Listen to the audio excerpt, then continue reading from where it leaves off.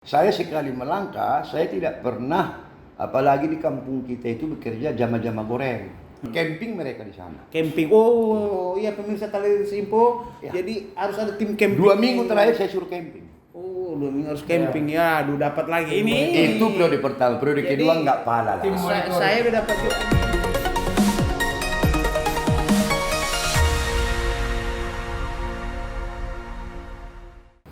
Bincang-bincang tipis-tipis kembali menjumpai Anda bersama saya Erman Tale Daulay di channel YouTube Tale Trias Info. Di channel ini beragam isu yang kita angkat dan narasumber yang kita hadirkan untuk mengulas isu tersebut akan kita iris-iris menjadi tipis-tipis.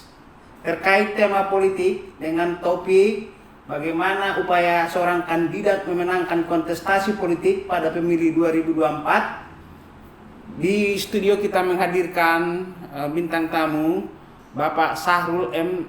Pasaribu. Beliau mantan Bupati Tapanuli Selatan, juga didampingi Bung Kahfi Sregar, Direktur Eksekutif Roda 3 Konsultan. Beliau juga pernah bergabung di SMRC dan Fox Indonesia. Bang Sahrul, ya, silakan berbagi tipis-tipis dulu ke pemirsa Televisi Info Bang Anda. Baik, Saudara Herman, Ya.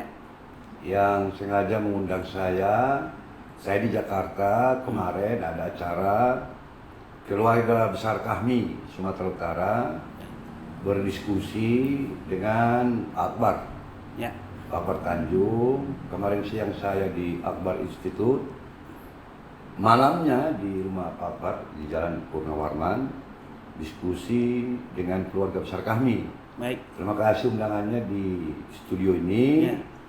untuk kita diskusi berbagi pengalaman menghadapi sebuah kontestasi politik. Dari pengalaman empiris atau pengalaman saya selama di legislatif di tingkat lokal, di tingkat provinsi, yang sebelumnya di tingkat kota Medan, itu masih orde baru tentu.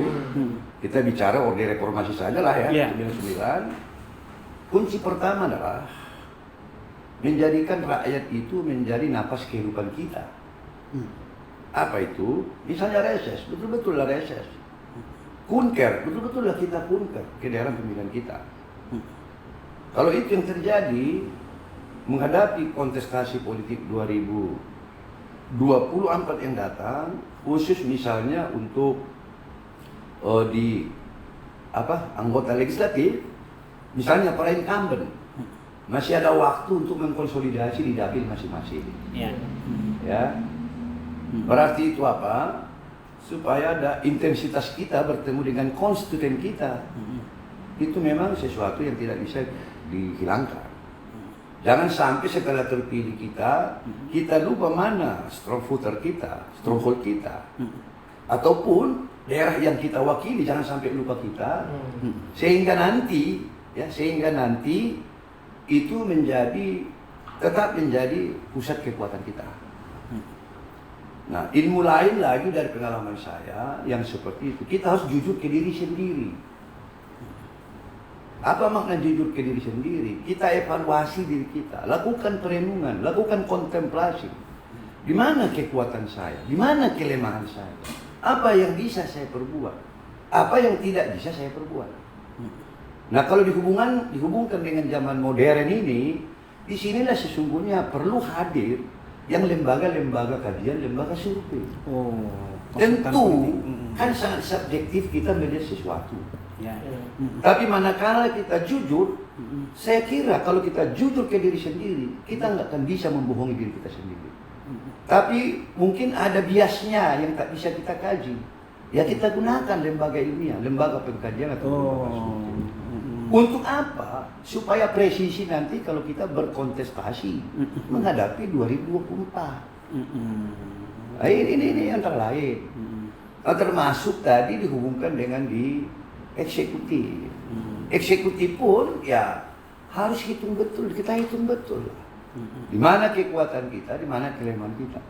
Tapi ingat, sama pentingnya namanya berkontestasi. Sama pentingnya juga menghitung kekuatan orang lain. Supaya apa? supaya nanti setiap perhitungan kita itu deviasinya jangan terlalu jauh dari perkiraan-perkiraan yang lebih awal. Sudah kita hitung, second opinion kita, kalau kita bisa secara jujur ke diri sendiri, itulah gunanya ada lembaga-lembaga survei sekarang, lembaga-lembaga kajian itu. Tapi jangan lembaga survei yang hola-hola, ya enggak. Rugi kita, misalnya menaikkan popularitas, olah dulu supaya naik popularitas saya, elektabilitas saya, dan segala macam itu, rugi itu. Rugi nanti pada hari H. Nah, itu rugi. Nah, itulah pengalaman kita. Jangan pernah berhenti memikir rakyat yang kita wakili, itu kunci. Ini mau saya iris tipis-tipis, lebih tipis dulu nih Bang. Abang dulu maju ke eksekutif di Tapsel itu, saya bilang penantang incumbent.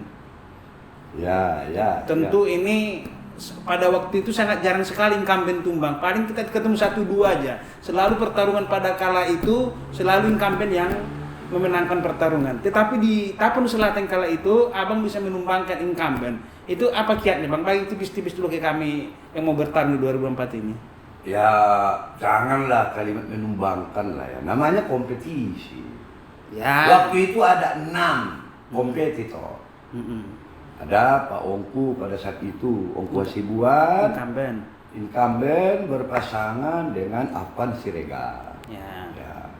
Ada juga saudara Andar Amin Harahap, anaknya Pak Baham Rum, sahabat saya, berpasangan dengan Bang Dr. Bajera Siregar. Ada saya dengan Aldin Rapolo Siregar. Dan yang lain-lain ada 6. Dan itu punya nama besar. Kenapa kontestasi itu saya menangkan? Saya masih ingat itu 44%. Andar Amin dengan Bang Bajora 34%. Oh, 10%. Kurang lebih nih. Sahabat saya Ongku Hasibuan dengan Afan Siregar itu 17% dan seterusnya. Nah, kenapa saya barangkali terpilih? Pertama, kalaupun saya anggota DPRD provinsi, ya 3 periode, tapi periode terakhir hanya setahun saya lalui, ya SMP. Dan itu dapil Simalungun pula. Ya, di kampung orang lah. Di kampung orang. Saya tinggalkan Sidipuan itu tamat SMP, SMA saya di Medan. Ya, apa yang saya lakoni karena itu kampung halaman saya. Saya lahir di daerah Siborang sana itu. Ya saya setiap tahun pulang. Itu keluarga besar kami pulang satu. Kedua, karena saya syukuri selama saya di DPRD Sumut selalu mendapat posisi lumayan lah dipercaya partai saya Golkar, pimpinan fraksi. Jadi kalau ada kunker ke daerah Sumatera Utara itu, di luar yang namanya ke dapil kita reses, saya selalu minta itu di Tabaksel itu.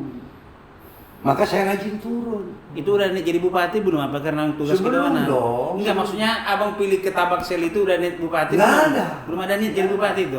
Tidak ada. Karena saya kecintaan kampung halaman. Iya. Saya nih sebenarnya saya oleh keluarga besar. Di keluarga kami, termasuk perintah partai saya dulu di Desember 2009. Baru kurang lebih 3 bulan saya dilantik periode ketiga DPRD Sumatera Utara. Itu rentang ke pertarungan itu berapa lama itu abang? Singkat banget. Singkat banget ya? Jadi nggak ada pekerjaan yang abang sosialisasi relatif enggak. Relatif ini aku mau saya iris tipis-tipis lebih dalam ini. Ini menarik. Kalau saya tidak salah, saya bismillah itu. Dia hanya duta itu. Ada duta di tubuh tani saya itu. Desember 2009. Berarti berapa bulan ya menuju kontestasi? Sekitar setahun. Setengah tahun lah. Setengah tahun ya? Ya. Ngejar ininya loh, ngejar suara itu ini. Ya, saya syukuri ya rakyat mempercayai saya. Bagaimana abang percaya bukan dapil abang nggak pernah memperjuangkan apa-apa di sana? Tentu ada kiat-kiat khusus ini. Begini, sama juga. Misalnya anggota DPR, bolehlah provinsi dulu contoh kita. Karena saya baru di tingkat DPR provinsi. Ya. Kalaupun dapil saya Siantar Simalungun, tapi kita itu anggota DPRD Sumatera Utara. Harus tahu Sumatera Utara secara umum. Tentu konsentrasi kita dapil kita. Satu, kedua, di mana rupanya Bu Napasuki saya? Di mana saya lari? Kok bisa anggaran diperjuangkan di sana ya? Setelah di Iya. dapil kita itu Iya, bisa iya, iya. kita katakan perjuangkan itu relatif memadai, why not? Kenapa tidak di kampung halaman kita? Tapi tentu dalam tanda kutip sesuai regulasi. Inilah kunci-kunci itu. Ya, jadi apa itu namanya? Kalau apalagi di era sekarang, mau di legislatif, mau kepala daerah, dia tidak boleh lekang dengan rakyat. Selalulah bersama dengan rakyat.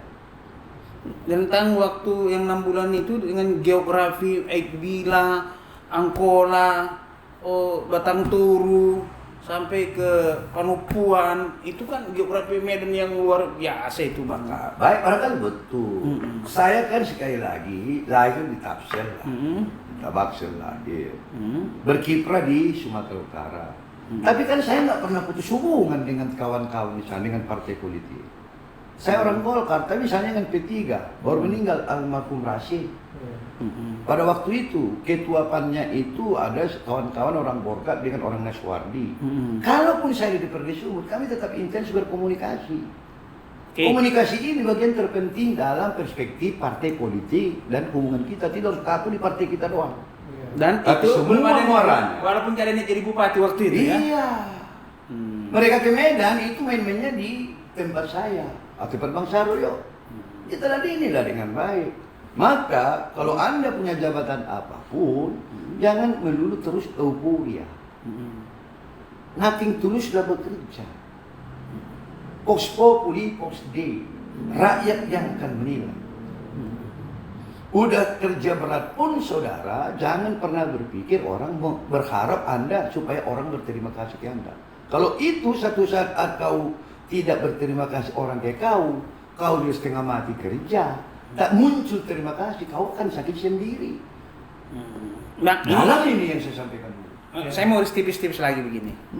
Tadi seorang politisi itu orang bilang harus ada kontemplasi, perenungan di klaster mana kekuatan saya. Dari Tabaksel itu waktu itu Bang tentu udah petakan gitu kan, di mana suara saya yang lemah, di mana di kecamatan mana yang kuat, udah sampai di situ belum ilmu Abang waktu Sudah lah waktu itu.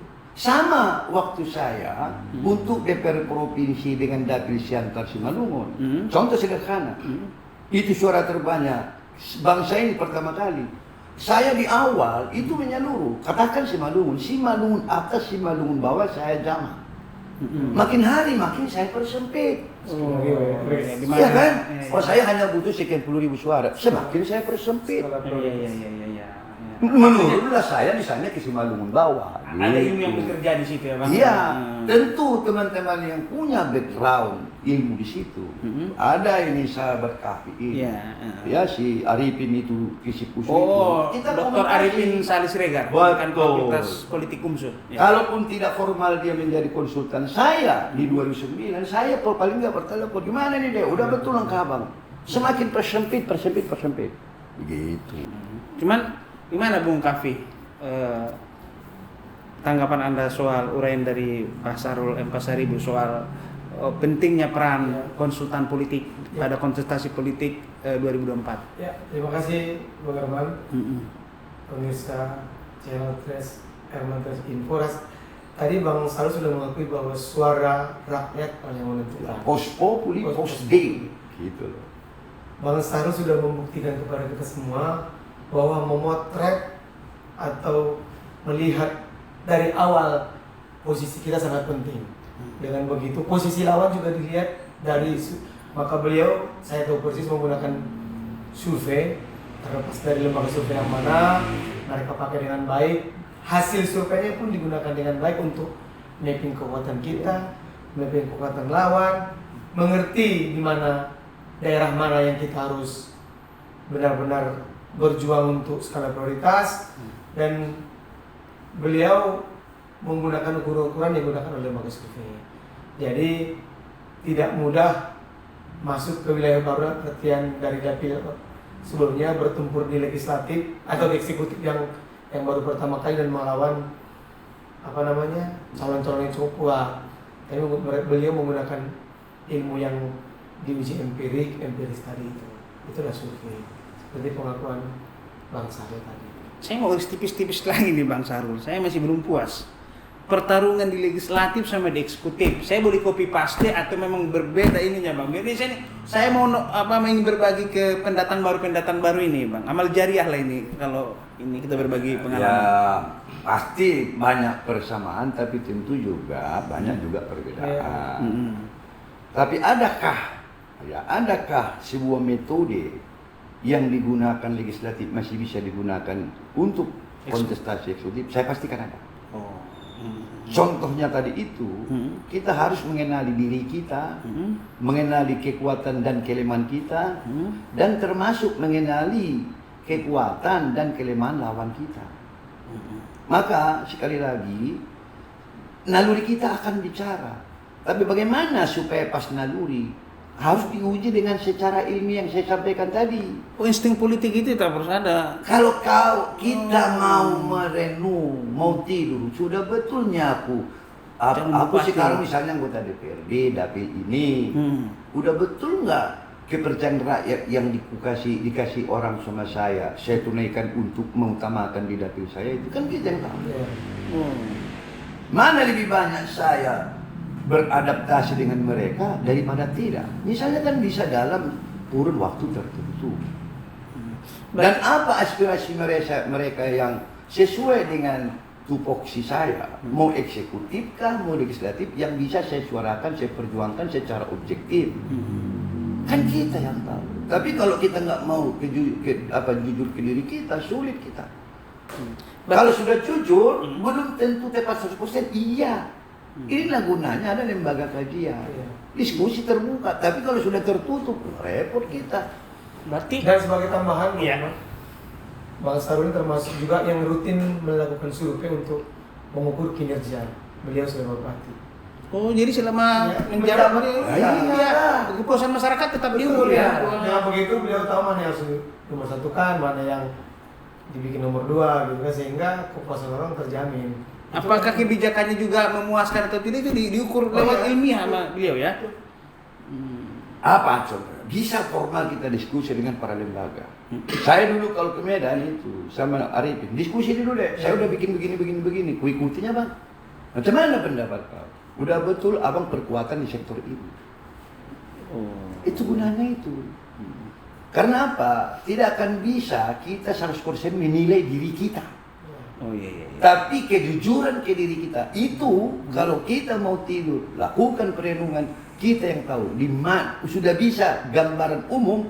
Oh ya ternyata saya pula belum tahu ini. Oh ternyata di sektor ini sesuai janji saya dulu belum saya tunaikan dengan baik. Bagaimana memfinalkan ini benar? Di sinilah perlu kajian ilmiah. Apa gunanya ada sekolah ini kalau begitu? Berarti waktu itu abang juga gak bakalan maju ke Bupati Tapsel kalau hasil kajian abang suaranya cuma 5% gitu. Berarti abang nggak maju kalau itu ya? Kalau saya harus jujur ke diri saya. Saya dulu waktu periode pertama itu memang pada waktu itu kami kan belum berhenti sebagai anggota dewan. Ya kalau tak menang ya sudahlah. Tapi saya sekali melangkah, saya tidak pernah, apalagi di kampung kita itu bekerja jama-jama goreng. Sekali saya bismillah melangkah, saya kan biasanya tekun. Siang malam saya harus pikirkan, bekerja bagaimana supaya bisa mencapai tujuan. Itulah saya. Dalam rentang 6 bulan itu, insting politik udah mengatakan, oke, bertarung gitu ya. Baru diperkuat oleh lembaga kajian ilmiah tadi. Ya. Yang kedua adalah bagaimana saya perkuatan tim pada waktu itu. Kalau udah bicara perkuatan tim, kau harus ada orang yang kau percayai. Kalau Anda tidak ada yang kau percayai timmu, sama dengan memimpin apapun. Kalau kau tidak ada yang percaya kepada orang yang kau pimpin atau yang menjadi staf kau, wah rumit, tak mungkin bisa kita kerjakan sendiri semua. Iya Bang Anda, banyak sekali makanya korban caleg-caleg yang menggunakan tim sukses atau sukses tim yang tidak menggunakan lembaga kajian gitu ya. Yang sukses akhirnya tim sukses kan? Calonnya tidak sukses juga. Di kecamatan sana kuat kita katanya. Di ini indikasi apa kabar-kabar gembira gitu. Tapi bukan diumbang-umbang aja. Iya. Di kuat kita Bang perlu kaos Bang sama ini Bang gitu kan. Perlu ini Bang gitu. Akhirnya banyak yang ini Bang terkapar jadinya gitu. Makanya Jangan kita hanya dulu kalau ada jabatan di singgah sana ini. Bergeraklah terus. Kalau yang belum pernah punya jabatan, dia mau maju 2024 gimana, Bang? Loh, kan masih ada waktu. Sekarang siapa yang sudah ditentukan partainya caleg? Mainlah, mumpung belum ada aturan. Tapi sudah ada gambaran si X misalnya. Tentunya Bang Kapil lah mau maju DPRD Sumut. Dapil Tabaksel. Apa saran Abang buat beliau? Tapi dia sudah mulai jalan, saya lihat. Oh, udah mulai jalan. Harus begitu. Jangan di situ nanti Anda ditetapkan, Anda baru jalan. Iya, Bang. Nah, itu dia. yang ini barangkali yang paling perlu bagi yang mau DPR kah, mau kepala daerah di semua tingkatan. Agenda politik kita nanti 2024, 14 Februari itu pemilu serentak namanya, presiden dan semua kamar legislatif, semua tingkatan. Abang Anda, tadi kita sepakatkan mengiris tipis-tipis kan yang sifatnya empiris. Ya. Pendekatan ke tokoh-tokoh masyarakat gini supaya kita dekatin satu, membawa rombongan sekian, itu gimana? Ini Itu dulu. salah satu metode saja. Itu penting, iya. Itu barangkali kalau kau pendatang baru di situ. Tapi kalau kau sudah incumbent, kau sudah bisa dengan tokoh masyarakat sekaligus grassroots secara umum. Kalau kau hadir setiap hari di tempat mereka kan bisa. Kecuali pula kau mau macam anggota dewan, mau masuk kau prodi kedua atau pimpinan eksekutif. Setelah dekat kau baru hadir. Ya, itu nanti macam-macam lah pendapat rakyat. Nah, ini kawan ini dulu minta tolong dipilih. Terus setelah terpilih 1 tahun, 1,5 tahun atau 2 tahun tak pernah kelihatan. Mau muncul lagi dia datang lagi. Itu yang nanti kita kasihan tokoh-tokoh mau di legislatif lah, eksekutif. Ini yang sering disebut dengan nanti, inilah lupa kacang dengan kulitnya katanya. Ya kalau gitu saya perdalam dulu Bang. Saya mau iris tipis-tipis. Pengamatan Abang Anda, apa yang membuat seorang caleg incumbent nggak terpilih lagi pada periode berikutnya? Pertama, berarti dia tidak bisa melaksanakan amanah yang diberikan rakyat sebelumnya. Itu dia. Kedua, dia tidak bisa menjadikan rakyat yang telah memilih dia itu menjadi bagian dari nafas kehidupannya. Kalau dia itu lakukan, saya akan bisa. Dalam banyak makanya ya, caleg yang terakhir tentu ya kembali kepada Allah Subhanahu wa taala. Oh iya. Cukuplah kau misalnya 1 periode tetap Allah Subhanahu wa taala. Jangan kau. Kalau sudah dilakukan ini jangan lagi. Jangan lagi kita tabrak atau kita lawan takdir itu. Ternyata misalnya kau dia cukup sekali lah. Padahal dia merasa sudah sering berbuat. Padahal yang Maha Kuasa melihat atau orang lain melihat belum. Kan banyak teman-teman Abang caleg incumbent tumbang oleh pendatang baru gitu kan pasti ya di sekitar Abang Anda kan pasti ada dong. Ada. Dan pengamatan Abang itu tadi nggak menjadikan rakyat sebagai napas kehidupan dia. Ya sebagian mungkin ya. Terlalu lama mungkin bereufori dia. Udah sikit, udah 2 tahun lagi mau pemilu ini katanya. Baru dia datang. Sisi lain kompetitor lain sudah mulai muncul masuk lagi kan gitu. Tadi di pada puncak iris tipis-tipis kita nih Bung Kapi, berarti Abang Anda kan percaya dengan yang namanya popularitas, elektabilitas dan elektabilitas. Katanya kalau mau jadi kandidat politik itu pertama harus dikenal orang dulu, Popularitas, elektabilitas disukai orang, kesukaan, baru dipilih orang. iya keterpilihan. Ya, karena belum tentu contoh, saya sebut nama lah, Agim, dia populer di Jawa Barat. Tapi dia disukai sebagai dai. Begitu masuk ke ranah politik dia nggak disukai di elektabilitasnya. Ya, jadi kan gitu. Jadi tidak cukup dengan popularitas, elektabilitas gitu. Betul. Ya kan, Abang kan percaya di situ. Percaya. Berarti popularitas, elektabilitas, elektabilitas. Saya mau tanya isi tas gimana Bang? Ini isi tas politik. Ini Abang terbuka dulu nih. Sebelum itu ada 3 tas tadi. Ya, Popularitas, elektabilitas dan elektabilitas. Saya lebih suka, ya, saya lebih senang selama ini, bukan popularitas, tapi kedisukaan. Begini, bisa misalnya dalam survei, misalnya berdua nih sama Pak Kapi, mau calon bupati atau mau calon wali kota deh, Sidimpuan. Iya, wali kota Sidimpuan. Oke, dia misalnya popularitas di Sidimpuan 90%, kau 80%.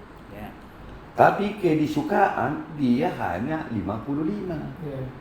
Dari tadi 80. Kalau unggul dia popularitas ya. Anda 70. Yes. Tapi kedisukaan 60. Saya lebih milih ini, Pak. Oh.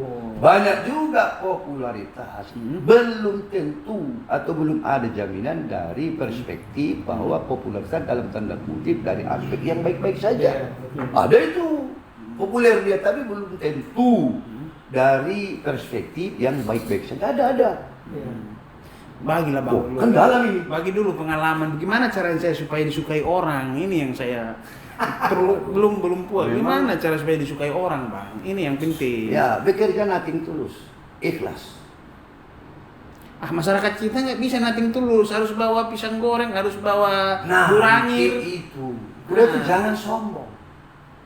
Apa Dari bisa? gestur tubuh kita pun rakyat tuh bisa lihat. Nah, sombong Bapak Yohan. Oh iya. Padahal belum tentu juga.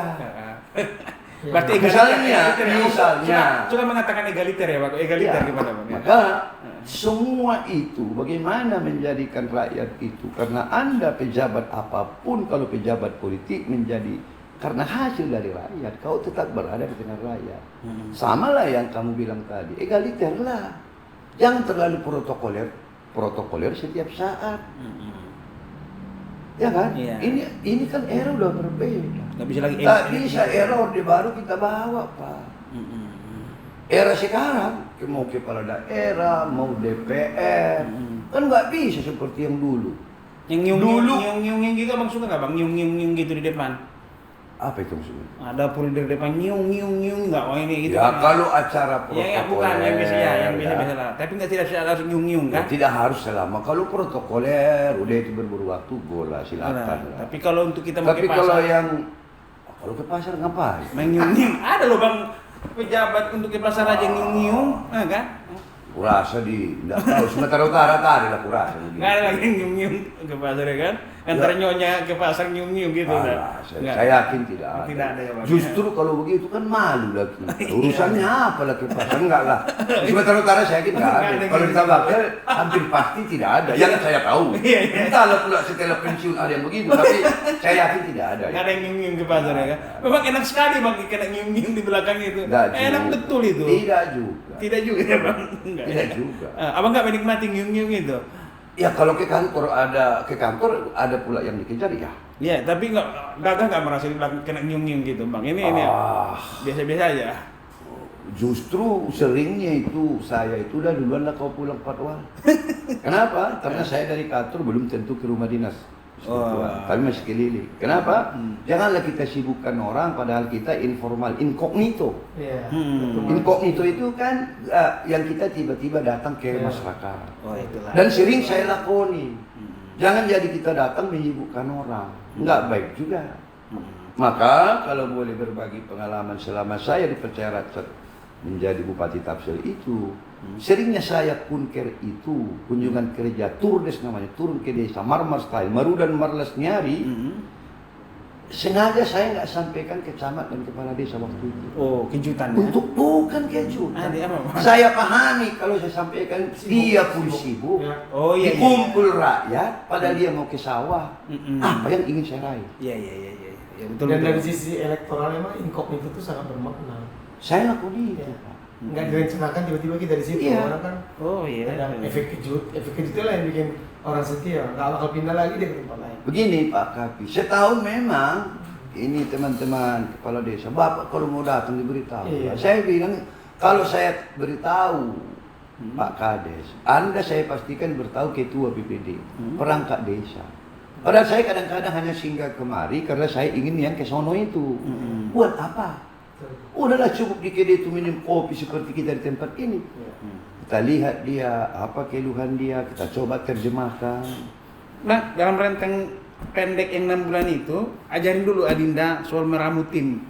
Kan 6 bulan lagi mau bertarung di Pilkada Tapsel. Ya. Itu berarti kan harus menyusun tim gitu kan. Betul. Cara menyusun tim, meramu tim ibaratnya pelatih Mourinho atau Abang Alex Ferguson gitu kan. Ini pemain bola ini kayaknya. Gimana Bang cara meramu tim ini supaya saya bekerja optimal gitu Bang? Ya pertama, tempatkanlah orang pada tempatnya. The right man, right place. Yes. Kedua, sekali kau tempatkan, kau harus percaya. Guidance dia, jangan curigai. Oh iya. Beda itu. Guidance Ya, bimbing. iya, jangan curigai. Ini kau kasih dia bertindak, tapi kau curiga. Iya, kayak gitu. Iya kan? Iya. Iya. Iya kan? Oh, dia pengulak Tapi guidance apa? Bimbinglah dia. Monitor dalam tanda kutip, bukan curiga. Tapi bimbing dia supaya nanti apa yang disepakati misalnya dalam tim dia bisa mencapai secara maksimum dan maksimal.